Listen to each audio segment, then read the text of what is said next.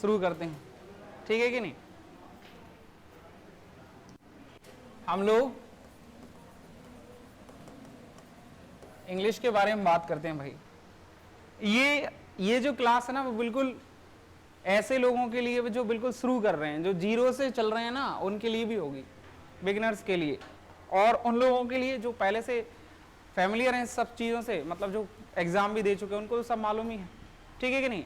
लेकिन ये बिगिनर्स के लिए भी होगी भाई, ठीक है कि नहीं है।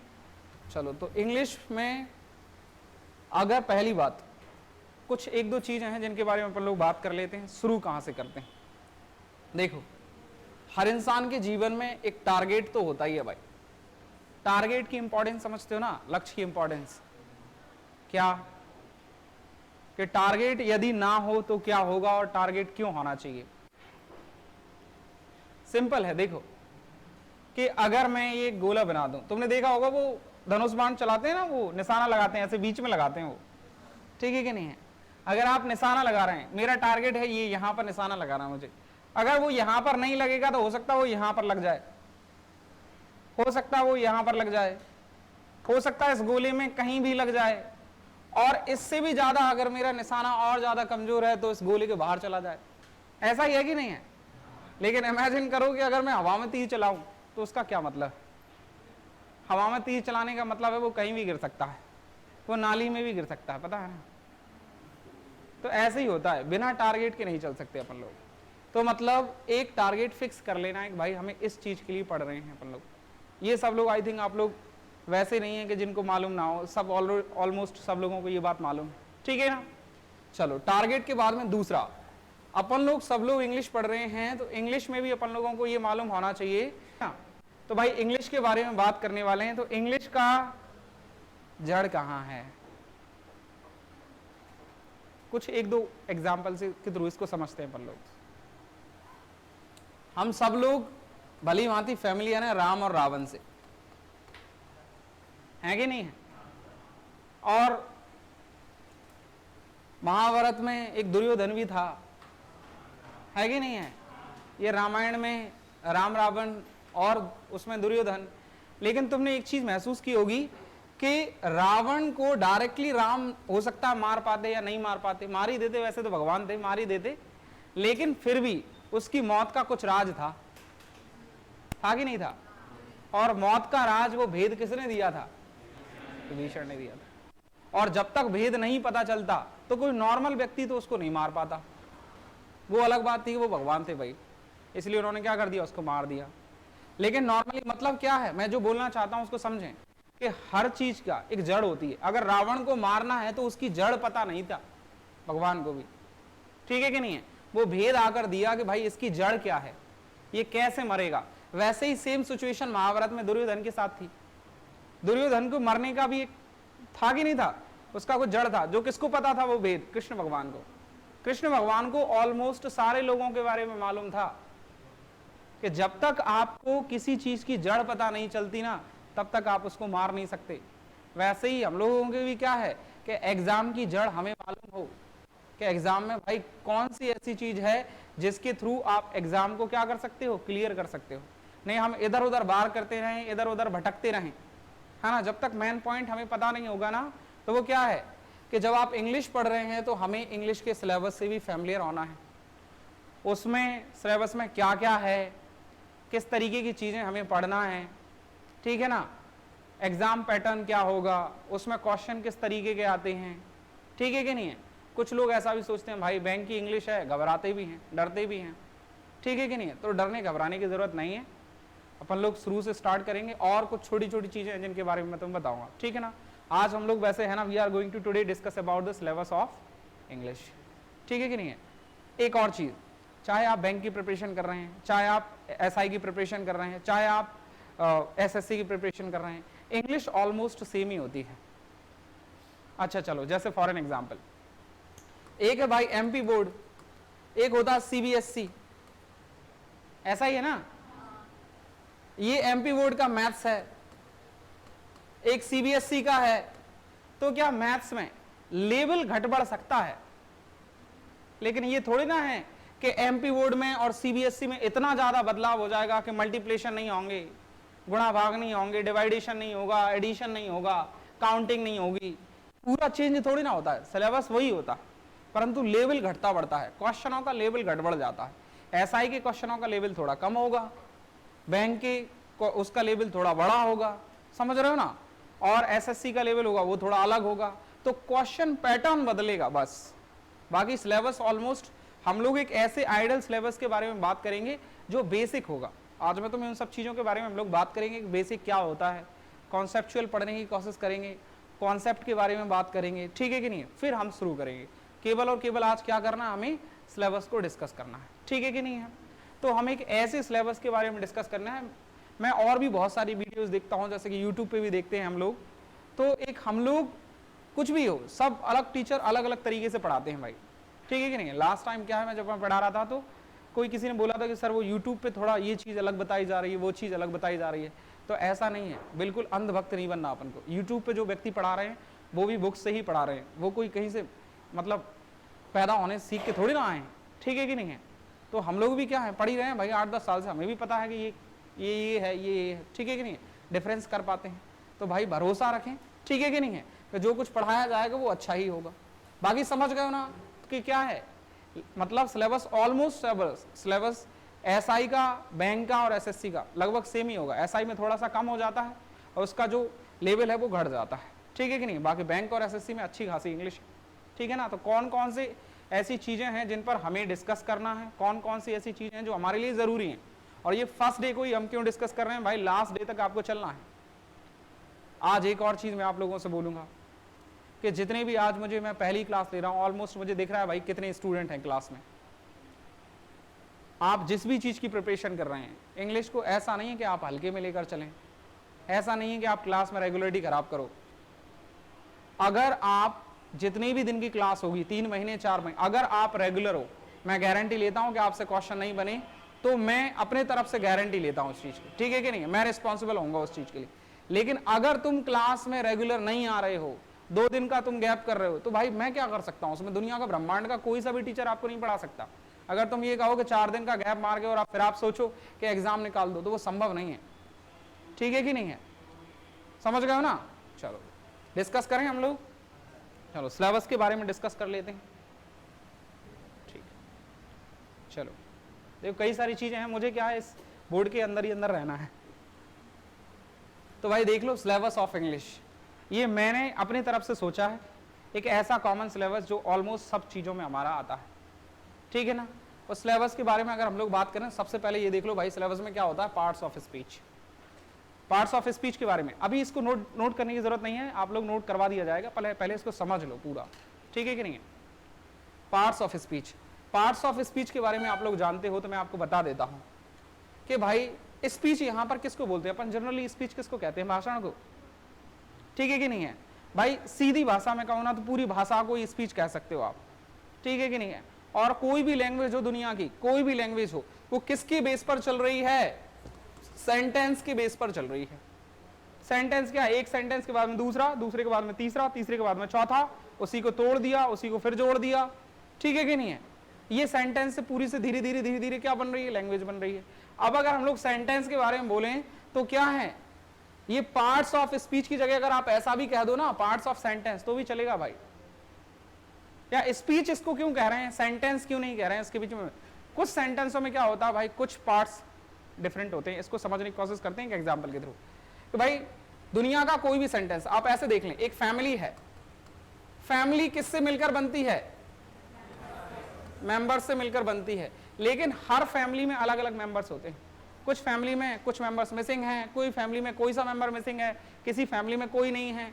लेकिन अगर हम लोग पूरे लोगों को देखकर मिला दिया जाए तो अपनी क्या है, कॉलोनी बन जाएगी, डिस्ट्रिक्ट बन जाएगा, ठीक है कि नहीं है, स्टेट बन जाएगा, कंट्री बन जाएगी, ठीक है कि नहीं, ऐसे ही होता है।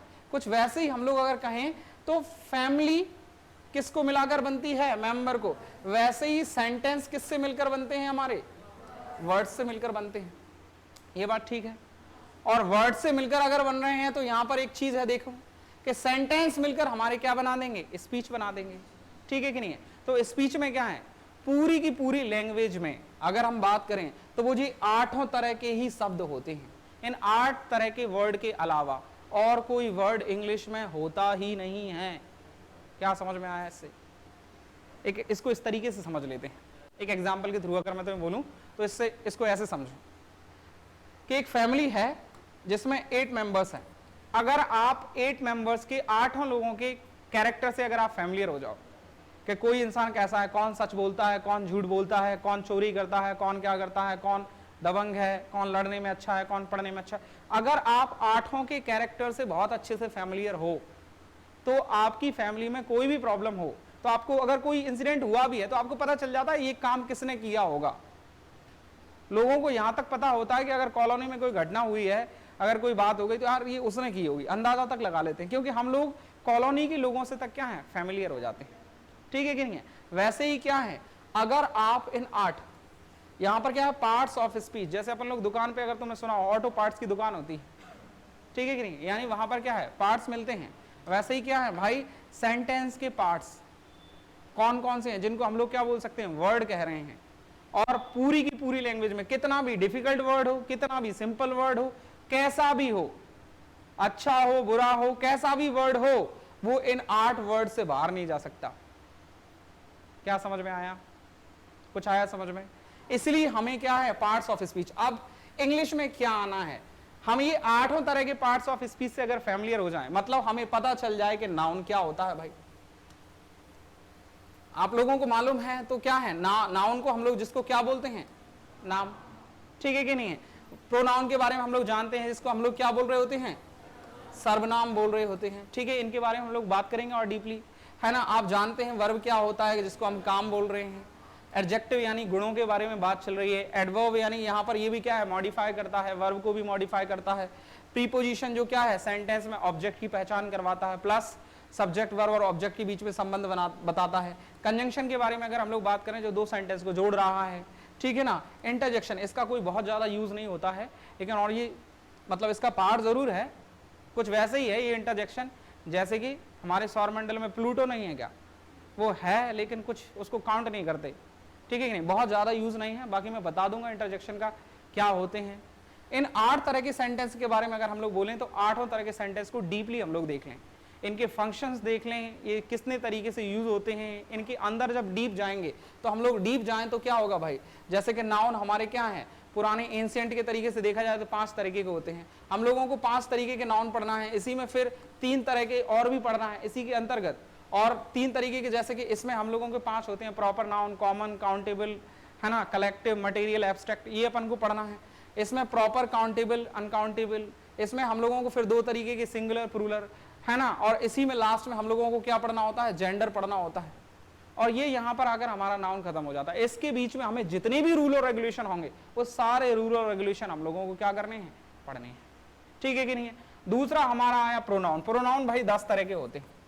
कितने तरह के होते हैं? और वो 10 के अंदर जाते हैं तो फिर डीप थोड़ा सा और खुलते चले जाते हैं। पर्सनल प्रोनाउन ही पता चला 4 तरीके का होता है। वर्ब के अंदर जाएंगे तो हम लोगों को वर्ब 2 तरह की पढ़नी है, प्रिंसिपल वर्ब और ऑक्सिलरी वर्ब। ठीक है कि नहीं है? इसमें भी हम लोग एडजेक्टिव में जाएंगे तो एडजेक्टिव भी 10 तरह के होते हैं। एडवर्ब हमारे 3 तरह के होते हैं। ठीक है ना। प्रीपोजिशन की संख्या होती है, मिनिमम एक इंसान को ऑलमोस्ट 65 के समथिंग प्रीपोजिशन होते हैं, 65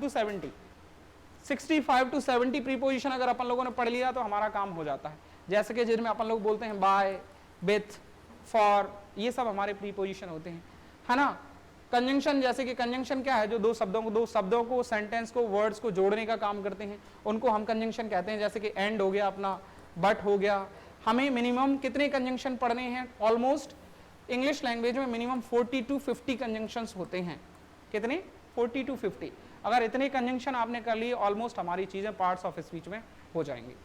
अब एक और चीज, इसका मेरा मानना ये है, जो मैं अंदर से इतने दिनों से 8-9 साल से पढ़ा रहा हूं, मेरा जो अनुभव है वो मैं तुम लोगों से शेयर करूं। तो भाई ये अगर आपने पढ़ लिया ना, इसका मतलब है कि आपका बेसिक इंग्लिश क्लियर हो गया, वो भी अंदर तक। कहां तक? अंदर तक। और किसी भी सेक्टर में आप जाओ, किसी भी चीज को आप पढ़ रहे हो, बेसिक इंग्लिश पढ़ना बहुत जरूरी है भाई। बेसिक, आप मैथ्स पढ़ रहे हो, जब तक आपको उसका बेसिक पता नहीं होगा ना, आपको नहीं आएगा वो। मतलब ये मैं खुद से अनुभव करता हूं कि अगर किसी इंसान का बेसिक लेवल क्लियर है तो आप 50% क्वेश्चन सॉल्व कर दो कि केवल बेसिक के दम पर। क्योंकि आपको पता होगा कि वो चीज क्यों ऐसी हो रही है। तो बेसिक्स पढ़ना जरूरी है, और ये सब क्या है, बेसिक इंग्लिश में आते हैं।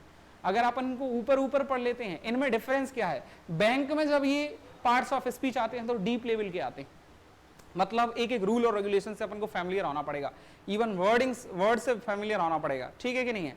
जब आप एसआई के बारे में बात करोगे तो ये उतने डीप नहीं आते हैं, अपन को ऊपर ऊपर तक पूछ लिए जाते हैं, कभी कभी कुछ चीजें अंदर तक हो जाती हैं, ठीक है कि नहीं है। अब अगर इसके बाद में हम लोग कुछ इंपॉर्टेंट टॉपिक्स देखो, पार्ट्स ऑफ स्पीच के अलावा, ये समझ रहे हो ना, इन 8 तरह के वर्ड के अलावा और कोई दुनिया में शब्द नहीं होता है, ठीक है कि नहीं। इनके अलावा अपन लोग बोलते हैं आर्टिकल्स कह दिया, जो ए एंदा है ना, बाकी डिटर्मिनर्स वगैरह जो है ना, वो सब इन्हीं के अंतर्गत आते हैं। मतलब हमें अगर किसी इंसान को ये 8 चीजें आ जाएं तो वो इंग्लिश का वैसे ही उसको बहुत कुछ क्लियर हो जाएगा। अब वो प्रॉब्लम क्या है, ये अंदर जब जाएंगे तो इनकी बहुत कुछ छुपा हुआ है, ठीक है कि नहीं है। अब पार्ट्स ऑफ स्पीच के बाद में हम लोगों को कौन से ऐसे टॉपिक है जो अपन को क्लियर करना है। इनमें सबसे इंपॉर्टेंट टॉपिक के बारे में अगर मैं तुम्हें बताऊं तो इंपॉर्टेंट टॉपिक वो कौन सा है, टेंस। भाई टेंस को क्लियर करना क्यों जरूरी है। मैं छोटा था, मैं तुम्हें बता दूं, मैं जब बहुत दिनों से पढ़ रहा हूं, जब स्कूल टाइम में था ना, तब सोचता था मैं कि यार ये लोग मतलब टेंस बोलते हैं, तो अकेला टेंस शब्द क्या इतना पावरफुल है कि टेंस से अकेले से इंग्लिश समझ में आ जाएगी मुझे, टेंस आ जाएगा तो सब कुछ हो जाएगा क्या। भाई टेंस मात्र एक टॉपिक है जो बहुत कुछ क्लियर नहीं कर सकता, बहुत कुछ क्लियर नहीं कर सकता। जैसे टेंस को आप ये समझ लो कि जीवन में अपने पैसे की वैल्यू है ना, मनी की, पैसा सब कुछ नहीं है लेकिन बहुत कुछ है। ऑलमोस्ट 90% प्रॉब्लम सॉल्व होती हैं, ठीक है कि नहीं है। 90% प्रॉब्लम सॉल्व भी की जा सकती है पैसे से। कुछ वैसे ही भाई क्या है, हमारा टेंस है। आप टेंस के बाहर नहीं जा सकते, आप कितने भी ताकतवर हैं, आप कितने भी इंटेलिजेंट हो, कितना भी कुछ कर लो, हम पृथ्वी से बाहर नहीं सर्वाइव कर सकते। ह्यूमन बींग्स कर सकते हैं क्या, ऑक्सीजन ही नहीं मिलेगी। कुछ वैसे ही आप कोई सा भी टॉपिक पढ़ लो, चाहे आप पार्ट्स ऑफ स्पीच पढ़ो, चाहे आप कुछ पढ़ो, हम लोग पढ़ेंगे सब टेंस के अंतर्गत ही, क्योंकि इसके अंदर ही है, ये बाउंड्री है भाई, इससे बाहर नहीं जा सकते आप, ठीक है कि नहीं है। टेंस क्या है, टेंस किस तरीके का रोल प्ले करता है इंग्लिश में, मैं तुम्हें बताऊं क्यों टेंस जरूरी है। देखो जितनी भी फसल उग रही है वो सबकी सब काहे पे है, जमीन पर हो रहा है। इंडस्ट्रियां हैं, पॉल्यूशन हो रहा है, अच्छा हो रहा है, बुरा हो रहा है, भ्रष्टाचार हो रहा है, जितने भी अच्छे बुरे सब काम हो रहे हैं, वो सब के सब किस पे हो रहे हैं, जमीन पर ही हो रहे हैं। इंसान कर रहे हैं, जानवर कर रहे हैं, है ना, पशु पक्षी कर रहे हैं, कोई भी किसी भी टाइप की एक्टिविटी हो रही है, पानी है, पेड़ पौधे हैं, कट रहे हैं, उग रहे हैं, सब हो किस में रहा है, जमीन पर भी। तो वो कुछ वैसा ही है। आप कोई सा भी टॉपिक पढ़ें, ये टेंस क्या है, बेस है, आधार है उसका, जमीन है। समझ रहे हो ना बात को, इसीलिए टेंस पढ़ना बहुत जरूरी है। तो टेंस, ये सारे टॉपिक जब हम लोगों को ये सारे वर्ड आ जाते हैं तो हमें ये टेंस पढ़ना चाहिए। मतलब टेंस नहीं पढ़ेंगे तो अपनी चीजें क्लियर नहीं होंगी। अगर आपने ये टेंस पढ़ लिया, ये कितने तरह के हैं ये आप लोग भली भांति जानते हो कि हमें 12 टेंस पढ़ने हैं। 12 टेंस को पढ़ते हुए अकेले टेंस आपको आ गए, केवल उससे आप क्वेश्चन सॉल्व नहीं कर सकते। आप एसआई के कुछ हद तक, कुछ लेवल तक आप क्वेश्चन सॉल्व कर दोगे अगर आपको मात्र टेंस केवल क्लियर है। लेकिन टेंस के अंदर भी बहुत सारे यूजेस होते हैं। बहुत सारे यूजेस कैसे होते हैं, फॉर एन एग्जाम्पल आपको किस तरीके के क्वेश्चन मतलब आपको आ सकते हैं। जैसे कि एक वर्ब होती है भाई, कैपुला वर्ब। कौन सी वर्ब होती है, कैपुला वर्ब। अब भाई कहेंगे कैपुला वर्ब क्या होती है, तो कैपुला वर्ब यानी कुछ ऐसी वर्ब होती हैं जिनमें आईएनजी नहीं लगाया जा सकता, जिनमें कंटिन्यूस टेंस कभी बनता ही नहीं है, तो वो उस तरीके के क्वेश्चन करते हैं। जैसे कि अपन लोग जानते हैं भाई, सी है, ठीक है कि नहीं, हियर है, टच है, रिकॉग्नाइज है, ठीक है कि नहीं है, लाइक है, लव है, विश है। हम इनमें क्या नहीं कर सकते, आईएनजी नहीं लगा सकते। क्वेश्चन ऐसे होते हैं। टेंस के अंदर भी हमें डीप क्वेश्चन मिलेंगे, ठीक है कि नहीं है। ऑलरेडी और जस्ट को वर्ब के पहले प्रयोग कर दिया जाएगा, ये हो गया। नए नए रूल्स हम लोगों को मिलेंगे, जिस तरीके के क्वेश्चन हमें मिलते हैं। कुछ हमें वर्डों से भी हम टेंस को पहचान सकते हैं, ठीक है कि नहीं। ये बात, क्या ये बात ठीक है। तो भाई हमें टेंस टॉपिक बहुत जरूरी है, और 12 हम लोगों को क्या पढ़ने हैं, टेंस पढ़ने हैं, इनके यूजेस पढ़ने हैं टेंस के, ठीक है कि नहीं ये बात। इसके बाद में हमारा अगला टॉपिक आता है सब्जेक्ट, वर्ब और एग्रीमेंट। सब्जेक्ट, वर्ब और एग्रीमेंट क्या होता है कि भाई आप लोग थोड़ा बहुत, हम लोग नहीं भी पढ़ रहे हैं, अगर शुरू कर रहे हैं तब भी हम लोग जानते हैं कि सब्जेक्ट क्या होता है भाई। जब आप कोई भी टॉपिक को हम लोग पढ़ेंगे तो इनको फैमिलियर करवाऊंगा मैं आपको, सब्जेक्ट क्या होती है, वर्ब क्या होता है, ऑब्जेक्ट क्या होता है। तो अगर सब्जेक्ट सिंगुलर है तो वर्ब सिंगुलर लगेगी, है ना, अगर सब्जेक्ट प्लूरल है तो वर्ब प्लूरल लगेगी। ये कुछ ऐसा सब्जेक्ट के साथ में वर्ब का कुछ एग्रीमेंट होता है कि कब हमें इज लगाना है, कब आर लगाना है, कब हैव लगाना है, कब गोज लगाना है, कब गो लगाना है। ये 5 फॉर्म होती हैं जो वर्ब की, वो कहाँ यूज होनी है, कब किस सब्जेक्ट के साथ में वो यूज होंगी, तो वो हमें। और कंजंक्शन जब जुड़ने के बाद में 2 वर्ड, 2 मतलब 2 सब्जेक्ट जुड़ जाते हैं तो फिर भाई उस टाइम पर हम लोगों को कौन सी वर्ब को यूज करना है, तो ये सब हमें वर्ब का यूज करना बताएंगे। सब्जेक्ट का वर्ब के साथ में एग्रीमेंट हो जाना क्या कहलाता है, सब्जेक्ट वर्ब और एग्रीमेंट। ये टॉपिक भी अपना इंपॉर्टेंट है। इसके बाद में हम लोग पढ़ सकते हैं वॉइस। जो ये आते नहीं है, वॉइस इतना ज्यादा आते नहीं है, लेकिन ये करते क्या है भाई। जब आप बैंक में, ऐसा तो है नहीं कि अगर आप केवल ग्रामेटिकल चीजों को सॉल्व कर रहे हैं, आप भाई रीडिंग कॉम्प्रिहेंशन भी करोगे, ठीक है कि नहीं है, आप पैसेज भी सॉल्व कर रहे हो। और कई बार क्या होता है, दूसरे क्वेश्चनों में इनकी क्या आ जाते हैं, इनका यूज आ जाता है, तो वो आप सेंटेंस को सही तरीके से समझने के लिए तो हमें वॉइस और नरेशन का आना भी जरूरी है। आप इनको बहुत डीप ना पढ़ोगे तो चलेगा, लेकिन फिर भी हमें वॉइस तो भाई आपको पूरा पढ़ना ही पड़ेगा, जिसका मतलब 2 तरीके के होते हैं, एक्टिव और पैसिव वॉइस, ठीक है क्या। और नरेशन भी 2 तरह के होते हैं, डायरेक्ट और इनडायरेक्ट। इनके हमें कुछ नॉर्मल यूजेस हम लोगों को पढ़ने हैं, बाकी यही हमारा क्या है, सिलेबस है, ठीक है कि नहीं है। ये हमारा सिलेबस हुआ ग्रामर के बेस पर, ठीक है कि नहीं है। अब ग्रामर में ये हम लोगों का क्या है, इतना अगर हम लोग पढ़ लेते हैं तो ये बेसिक क्लियर हो जाएगा, प्लस उसके साथ में हम लोग बेसिक से ऊपर चले जाएंगे। अगर आप इतनी सारी चीजों को कंप्लीट कर लेते हैं तो मैं ये दावा करता हूं कि भाई आप जितने मार्क्स आपसे खुद से एक्सपेक्ट कर रहे हो उससे ज्यादा नंबर तुम्हारे आ जाएंगे, ठीक है कि नहीं है। आपके सिलेक्शन से ऊपर नंबर आपके चले जाएंगे, ग्रामेटिकली आपका कोई भी नंबर नहीं कटेगा, ठीक है कि नहीं है। इसके बाद में अगला हमारा क्या है भाई, कौन सा पोर्शन है, अकेला एक ही तो है नहीं हमारे पास में, दूसरा पार्ट हमारा आया क्या, वोकैबुलरी। वोकैबुलरी के लिए मैं आपको बता दूं, यहां पर कुछ छोटी छोटी चीजें हैं, इनको मैं तुम्हें फर्स्ट डे ही फैमिलियर कर देता हूं।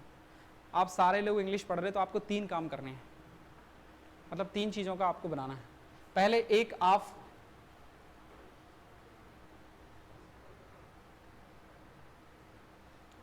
क्या करोगे, एक आप रफ रजिस्टर बनाओगे जो आपका क्लास में चलता है। एक होता है हमारा रफ रजिस्टर, और आप चाहो तो फेयर बनाओ, नहीं बनाओ तो कोई बात नहीं, लेकिन रफ रजिस्टर को भी इतना मतलब रफ मत करना कि पता चले वो दोबारा से यूज में ना आए। रफ और फेयर रजिस्टर क्या होता है मैं तुम्हें बता देता हूँ, इनका एक उदाहरण के लिए समझ लें आप। फेयर रजिस्टर मतलब फैमिली और रफ रजिस्टर मतलब दोस्त समझ रहे हो ना। दोस्त से आप कुछ भी कह सकते हो, अच्छा बुरा, ठीक है कि नहीं है, किसी की बुराई भी कर सकते हो, ठीक है कि नहीं, भलाई भी कर सकते हो। आपका मन नहीं है तो है ना, उसमें फालतू भी लिख सकते हो, मतलब ऐसे ही होता है ना दोस्त भाई, आप उससे अच्छा बुरा कैसी भी बात कर लो, ठीक है कि नहीं है, समझ रहे हो ना बात को। लेकिन जीवन में तुम्हें पता है कि जब जब इंसान का मोस्टली टाइम पे, अगर हम सब लोग आपसे बोले ना कि कहीं घूमने जाएं तो किसके साथ, फैमिली के साथ के दोस्तों के साथ जाएंगे भाई, खुल के आप जब ही, क्योंकि आप उसमें कुछ भी लिख सकते हैं। रफ रजिस्टर ज्यादा काम की चीज है अपेक्षा आप जो फेयर बना रहे हो या कुछ और नोट्स बना रहे हो उनकी अपेक्षा, क्योंकि उसमें वो सब चीजें भी लिखी होती हैं जो हम लोगों के काम की हैं, और कभी कभी जो काम के बाहर की चीजें हैं ना वो भी लिखी होती हैं, ठीक है कि नहीं है। तो इसको समझ लें। तो एक आप रफ रजिस्टर बनाएंगे भाई, प्रॉपर जो क्लास में आपके लिए अच्छा मोटा रजिस्टर खरीदें, उसमें भी इतना रफ नहीं करना है उसको वो काम ना आए, समझ रहे हो ना। दूसरा, एक रजिस्टर आप चाहो तो नोट्स के लिए आप घर पे बनाओ तो बना लो, नहीं बनाओ तो मत बनाना, मुझे कोई वो नहीं, ठीक है। नोट्स के लिए चाहे वही आप नोट्स वाला रजिस्टर क्या लेना, चाहे वही उसको आप जैसा कहो। इसके बाद में आपको एक नोटबुक बनाना है, कौन सी,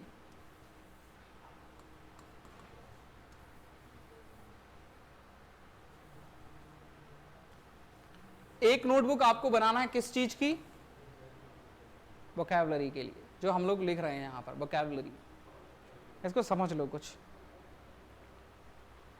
एक है कि आप केवल एग्जाम के लिए प्रिपरेशन कर रहे हैं भाई, आपका एग्जाम निकल जाए, मैं आपको इस चीज की सलाह नहीं दूंगा। एग्जाम निकल जाए, मैं खुद भी अपने तरीके से पूरी कोशिश करूंगा, आपको ट्रिक्स भी देने की कोशिश करूंगा। आपको 75 मार्क्स तक चाहिए, एग्जाम निकालने तक चाहिए, तो आप वो सारी चीज़ों को पढ़ सकते हैं, ट्रिक्स को फॉलो कर सकते हैं। लेकिन अगर आपको कोई चीज में 100% मार्क्स लाना है भाई, तो फिर आप जड़ को खत्म कर दें, डीप पढ़ते चलें, कुछ भी पूछ लो, कुछ भी आ जाए, डर ही खत्म हो जाए अंदर से। पता आधे से ज्यादा प्रॉब्लम डर से ही नहीं आती, और जब डर खत्म हो जाए तो बहुत सारी चीजें ऑटोमेटिक खुद सॉल्व हो जाती। ठीक है कि नहीं है? तो क्या करना है भाई, नोटबुक बनाना है। और नोटबुक ये क्यों बना रहे हैं, इसके लिए मैं तुम्हें बता देता हूँ। दुनिया में ऐसी तुम मुझे कोई सी भी मशीन बता दो या कोई सी भी ऐसी चीज बता दो जो फ्री में चल रही हो। फ्री में चलने से मतलब है कि हम लोग क्या करते हैं, हम लोगों को चलने के लिए क्या, पानी और खाना खाते हैं, पानी पीते हैं और खाना खाते हैं, ऐसा ही है कि नहीं है भाई? बाइक है तो किससे चलती है? पेट्रोल से चलती है। कार है डीजल पेट्रोल से चलेगी, ट्रक है डीजल से चलेगा, ट्रेन भी किसी ना किसी से चलती है, इलेक्ट्रिसिटी से चलती है। ठीक है कि नहीं है? ऐसी कोई चीज है जो हवा से चल रही हो, फ्री में चल रही हो? बताओ, कोई है क्या ऐसी चीज? नहीं है ना। सबको क्या चाहिए? एनर्जी चाहिए। ठीक है कि नहीं है? एनर्जी एक दूसरे से क्या हो रही है, ट्रांसफर हो रही है। तो कुछ वैसे ही इंग्लिश जो लैंग्वेज है वो काहे से चलती है भाई? मीनिंग से चलती है। किससे चलती है? मीनिंग से, यानी वोकैब से चलती है। अगर आपको वोकैबुलरी नहीं आती, मतलब आपके पास आदमी तो है, रोबोट है, उसमें इलेक्ट्रिसिटी नहीं है। आपके पास कार है लेकिन डीजल नहीं है, और बिना डीजल के कैसे चलाओगे? तो भाई क्या करते रहना चाहिए। हम क्या करते हैं बताओ? गाड़ी चला रहे हैं, कार चला रहे हैं, इतनी सारी चीज चला रहे हैं, क्या कर रहे हैं? पेट्रोल डलवा लिया, चलाते जा रहे हैं, ऐसे ही करते जा रहे हैं कि नहीं? और क्या है, जितना खत्म होता जा रहा है उतना डलवाते भी जा रहे हैं। तो मतलब इसको वैसे ही करना है कि आपने 10 मीनिंग आज याद कर लिए, तो आपने क्या है फिर 10 मीनिंग क्या है, डेली बेस पर वो मीनिंग चलना चाहिए। अगर वोकैबुलरी नहीं है तो कुछ नहीं होगा। ठीक है कि नहीं है? तो इंग्लिश को चलाना है तो वोकैब चाहिए। और क्या करना है वोकैबुलरी के लिए, तरीका क्या है भाई? एक नोटबुक बनाएं, एक अच्छा रजिस्टर बनाएं, और मोटा, कोई प्रॉब्लम नहीं है, 100-150 रुपए खर्च हो जाएंगे। ठीक है ना? अच्छा नोटबुक बनाएं, और उसमें क्या है, जब कभी भी आपको कोई भी डिफिकल्ट मीनिंग लग रहा है तो आप क्या करें, नोट कर लें उसको। आप क्लास में बैठे उस रजिस्टर को लेकर रख लें, और साइड में अगर आपको कोई भी मीनिंग मिल रहा है आप तुरंत नोट करें। मीनिंग वोकैबुलरी सुधरती कहाँ से है भाई, कैसे सुधरती है, कौन कौन से ऐसे तरीके हैं, अपन उस पर भी अभी बात करेंगे अपन लोग कि वोकैबुलरी में अपन को क्या क्या करना है, वोकैबुलरी में अपन को क्या ध्यान रखना है। जब आप कोई मीनिंग लिख रहे हो, सबसे पहला भाई सिनोनिम्स। आप लोग जानते हैं सिनोनिम्स क्या होता है? ठीक है कि नहीं है? क्या होते हैं सिनोनिम्स? हाँ, सेम वर्ड, इतना चल जाएगा। ठीक है कि नहीं है? जिनको अपन लोग हिंदी में समानार्थी शब्द कहते हैं। ठीक है कि नहीं है?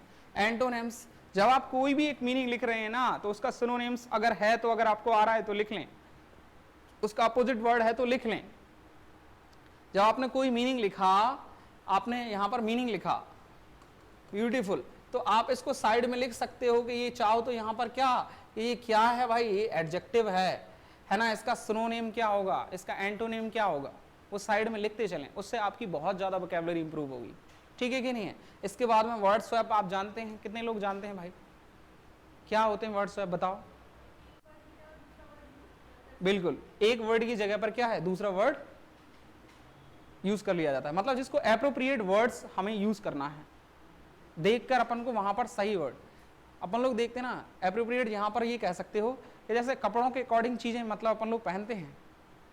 शूज पहन रहे हो तुम, फॉर्मल शूज पहन रहे हो, फॉर्मल क्लॉथ्स के अकॉर्डिंग पहन रहे हो। ठीक है कि नहीं? स्पोर्ट्स शूज आप इनफॉर्मल कपड़ों के अकॉर्डिंग कैजुअल के साथ में पहन रहे हो, उनका मैचअप होता है कि नहीं होता है? वही सेंटेंस के अकॉर्डिंग आपको एप्रोप्रिएट वर्ड्स मिल जाए, वो आपको देखना है, वर्ड स्वैप हो सकता है। इसके साथ में आइडम्स और फ्रेजेस भी आप लोगों को, इडम्स और फ्रेजेस सुना है कि नहीं है? ठीक है कि नहीं है? कहावतें, लोकोक्तियां, मुहावरे, ये सब भी हम लोगों को पढ़ना है। ये तो मैं आप लोगों के ऐसा है कि ये मैं आप लोगों को करवा दूंगा, मैं आपको मिनिमम 50, 100 या 200 तक मैं आप लोगों को करवा दूंगा। ठीक है कि नहीं? और 200 से प्लस भी करवा दूंगा। ठीक है ना? ये आप दो मेरे पर छोड़ दें। इसके बाद में फिलर्स भी आते हैं भाई, फिल इन द ब्लैंक्स जिसको अपन लोग कह सकते हैं। ठीक है कि नहीं है? हमारा वोकैबुलरी के लिए ये पोर्शन केवल वोकैबुलरी का ही है भाई। ठीक है कि नहीं? जब अगर आपका कोई इडम्स और फ्रेजेस जो यूज हो रहा है वो क्या है, वो वोकैब के उसमें काउंट किया जाएगा। कैसा कि वो उसको याद रखना है आपको, वो किसी सेंटेंस में यूज हो गया, वो किस सेंस में यूज किया गया है। ठीक है कि नहीं है? तो उसको देख लें। ये हमारा फ्लर्स रहा, इसके बारे में अपन लोग आगे बात करेंगे। तो क्या है वोकैबुलरी पोर्शन हमारे लिए क्या है, इंपॉर्टेंट है। पहला अपना सिलेबस में क्या आ गया, अपन लोगों ने ग्रामेटिकल पोर्शन देख लिया, वोकैबुलरी पर अपन को ध्यान देना ही देना है। ठीक है कि नहीं? और ये फर्स्ट डे से ही चलते चलना है। तो आपको दो नोटबुक तो बनानी है, एक ग्रामर की, एक वोकैबुलरी की। ठीक है ना? तीसरा, इसके बाद में तीसरा पोर्शन हमें क्या करना है,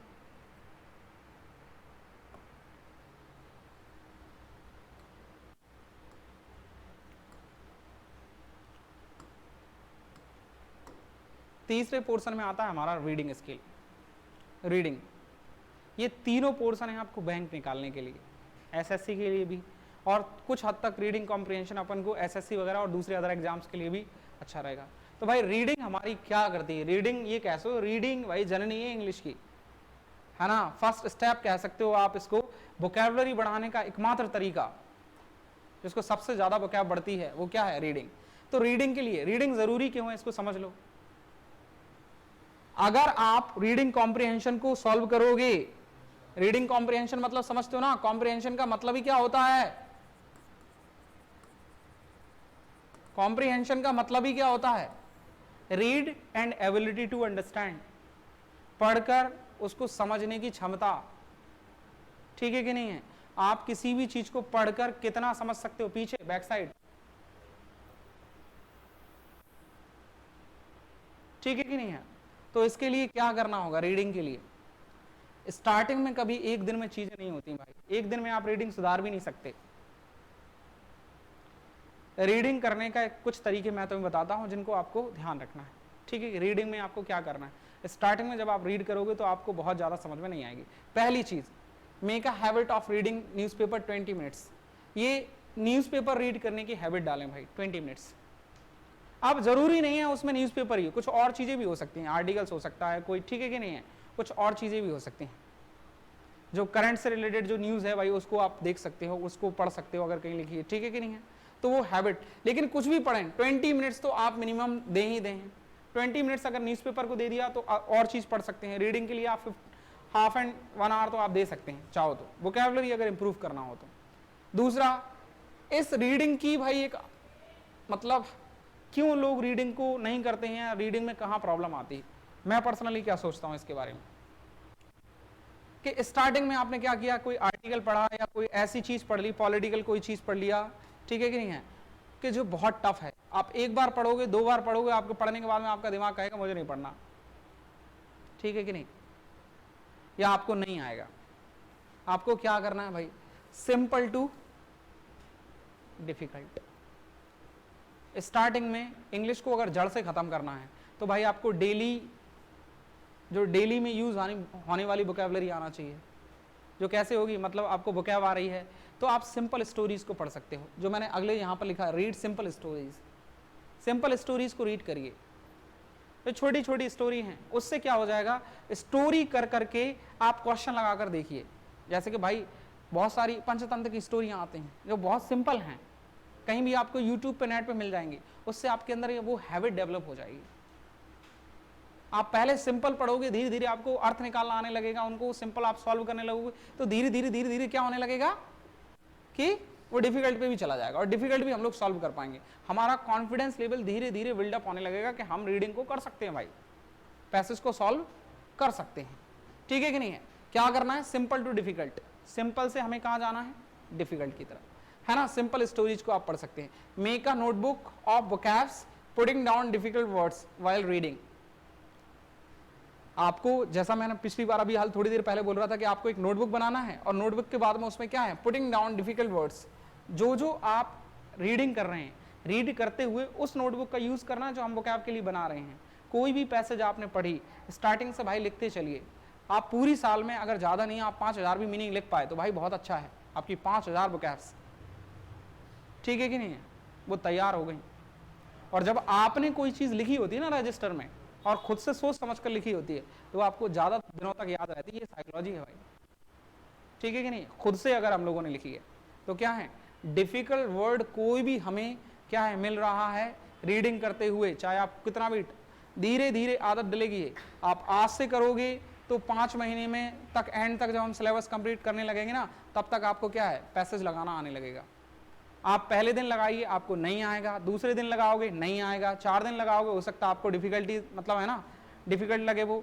5वें 6वें दिन में धीरे धीरे धीरे धीरे धीरे धीरे आपको समझ में आने लगेगा, वो एफर्टलेसली होने लगता है, इवेंचुअली होने लगता है, ठीक है कि नहीं है ना। ये बात ठीक है। तो आपको 2 नोटबुक तैयार करनी है भाई, ये प्रॉपर आपको चले, एक वोकैब के लिए और एक ग्रामर के लिए, ठीक है कि नहीं है। ये हमारा पूरा है, 3 पोर्शन में हम लोग चले गए, कि पहला कौन कौन सा, ग्रामर, ठीक है कि नहीं है, ग्रामर पोर्शन जिसमें हम लोगों ने सिलेबस देख ही लिया है। दूसरा हम लोग किस पर देख रहे हैं, रीडिंग क्यों जरूरी है, अगर रीड नहीं कर पाए तब भी हम पेपर को नहीं निकाल पाएंगे। पता आधे से ज्यादा लड़के लड़कियां क्या करते हैं, एग्जाम मतलब उसको प्रिपेयर करते हैं तो किस तरीके से करते हैं। दूसरी कोचिंग में भी मैंने देखा है, बाहर भी देखा है, लोग लड़के लड़कियों से बात की, उसमें भी मैंने ये चीज अनुभव की। वो क्या करते हैं, ग्रामेटिकल पोर्शन को तो स्ट्रॉन्ग कर लेते हैं ग्रामर पढ़ पढ़ के, लेकिन उनका रीडिंग स्किल उतना मतलब क्या होता है, वो अभी भी बरकरार है, कमजोर है। फिर वो क्या है, बाद में बोल रहे होते हैं कि यार सर हमसे ये क्वेश्चन ही, पता चला कई बार तो ऐसा होता है क्वेश्चन ही समझ में नहीं आया। ठीक है कि नहीं है। तो रीडिंग पोर्शन बहुत इंपॉर्टेंट है, और ये तीनों पोर्शन बराबर समझ लें आप। आपको क्या है, वोकैब भी उतना ही इंपॉर्टेंट है। इसमें एक चीज और है जो आपको ध्यान रखनी है, जब आप कोई मीनिंग लिख रहे हैं भाई, कुछ ट्रिक्स जिनके बारे में हम लोग बात कर लें। देखो कि जब आप कोई किसी भी वर्ड को नोट कर रहे हैं, किसी भी वर्ड को यदि आप नोट कर रहे हैं, तो आप क्या क्या चीजों पर ध्यान रखें। जहां कहीं भी आपको डबल लेटर वाले वर्ड मिल रहे हैं ना, जैसे कि अपॉर्चुनिटीज हो गया, ठीक है कि नहीं, कहीं भी डिफिकल्ट हो गया, फिलिंग हो गया इवन, ठीक है कि नहीं है, जहां कहीं भी आपको डबल लेटर्स वाले मिल रहे हैं, है ना, जिसमें डबल लेटर्स 2 बार यूज हो रहे हैं, ऐसे वर्ड मिल रहे हैं, ऐसे वर्डों की आप क्या करें, स्पेलिंग्स को ध्यान रखें, क्योंकि स्पेलिंग से रिलेटेड क्वेश्चन भी आपको बैंक में मिलेंगे। ठीक है कि नहीं। वो वोकैबुलरी आप लिखते समय, भाई कई बार ये होता है, यू वॉन्ट बिलीव दिस, कि मैं पता चला कि आप रेडी लिख रहे हो और पता चला कि उसकी स्पेलिंग गलत लिख रहे हो आप। ठीक है कि नहीं है। हम लोग नॉर्मल यूज वाली स्पेलिंग्स को गलत लिख देते हैं। उस टाइम जब अपन को क्वेश्चन आता ना और फिर उसमें से 4 स्पेलिंग दिख रही होती, अपन को लगता है कि यार ये भी सही लग रही है, ये भी सही लग रही है, ये भी सही लग रही है। तो क्या करते हैं, हमारे ब्रेन की साइकोलॉजी ही कुछ इस तरीके की है कि हम लोग वर्ड्स को कभी पूरा नहीं पढ़ते। जब आप रीड करोगे तो इस चीज को नोट करना, हम एक एक लेटर को थोड़ी ना डीपली अंदर तक देखते हैं। हम लोग क्या करते हैं, ऊपर से देखा पूरा एक बार में पढ़ते चले जाते हैं, और वो अच्छा है, साइकोलॉजिकली ठीक है, पढ़ते हुए ठीक है, लेकिन उसमें क्या है, अंदर आपको स्पेलिंग्स पे गौर करना है। जो भी स्पेलिंग आपको नहीं आती, चाहे वो सरल ही क्यों ना हो, चाहे वो 2 3 की स्पेलिंग हो, 1 2 3 की स्पेलिंग हो, कुछ भी हो, जो नहीं आती उसको आप लिख कर देखें भाई। उससे क्या होगा, आप 10 दिन लिखोगे, 5 दिन लिखोगे, 15 दिन, 20 दिन, 25 दिन, 2 महीने, आपको धीरे धीरे धीरे धीरे जब आप पढ़ते रहोगे ना, जो भी कोई डिफिकल्ट स्पेलिंग मिली आपको, आप उस पर नोट करने लगो, आपका ऑटोमेटिक एक चीज आपके अंदर हैबिट जनरेट हो जाएगी। वो आप क्या है, स्पेलिंग्स को गौर करके ही लिखोगे, गौर करके ही देखते ही रहोगे। ठीक है कि नहीं, वो चीज आ जाएगी। तो उससे हमारा क्या है, स्पेलिंग मिस्टेक्स में प्रॉब्लम, उससे रिलेटेड 4-5 नंबर के क्वेश्चन होते हैं भाई। ठीक है कि नहीं है, तो उस पर भी आप गौर करें, वो भी एक वोकैब का ही पार्ट है। ठीक है कि नहीं है। तो ये सारा का सारा सिलेबस आपको टेलीग्राम पे मिल जाएगा, वहां से आप डाउनलोड कर लेना। ठीक है कि नहीं। और आप चाहो तो इसको यहाँ पर भी नोट करना चाहो तो कर लेना, और अगर वैसे चाहो तो आपको ये टेलीग्राम पे अवेलेबल हो जाएगा। ठीक है कि नहीं है, ठीक है ना ये बात। हाँ, अब मुझे ये बताओ, अगर किसी को और कुछ डाउट हो तो वो पूछ सकता है भाई। If somebody wants to ask something, then you can ask related to syllabus। भाई कुछ भी अगर आपको पूछना हो तो वो पूछ सकते हो।